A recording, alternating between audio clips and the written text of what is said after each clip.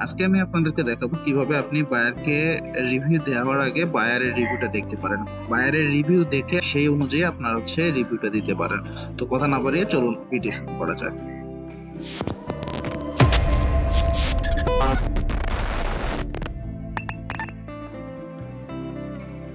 ফাইবারের মধ্যে আমরা যখন কোনো কাজ করি তখন কিন্তু ফাইবারে ফার্স্ট বায়ার আমাদেরকে রিভিউ দেয়, দেন কিন্তু আমাদেরকে বায়ারকে রিভিউ দিতে হয়। আমরা কিন্তু বায়ারের রিভিউ দেখতে পারি না।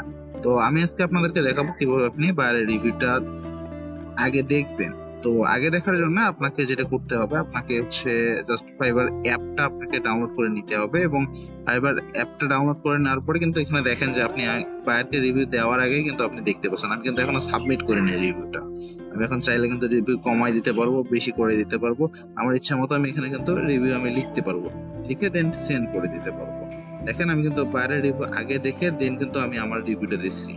তো এভাবে কিন্তু আপনি ইজিলি কিন্তু যে বায়ার যদি আপনাকে কোনো নেগেটিভ রিভিউ দেয় সেটার কিন্তু আপনি ফিডব্যাক আগে দিয়ে সেই অনুযায়ী আপনার কিন্তু রিভিউটা আপনি দিতে পারেন। তো দেখেন আমার কিন্তু রিভিউটা এখানে পাবলিশড হয়ে গেল। তো আমি এখন আপনাদেরকে দেখাচ্ছি আমি আসলে কোন অ্যাপ দিয়ে এটা করি, ফাইবারের কোন অ্যাপের ভার্সন এটা। তো আপনারা এই অ্যাপের এই স্পেসিফিক যে ভার্সনটা আমি ইউজ করি, এই ভার্সনটা যদি আপনারা ইউজ করেন তাহলে কিন্তু আপনারা ইজিলি এটা পেয়ে যাবেন। তো এটা ফাইবারের যে অ্যাপটা আছে সেই অ্যাপের ইনফরমেশন আমরা যাচ্ছি।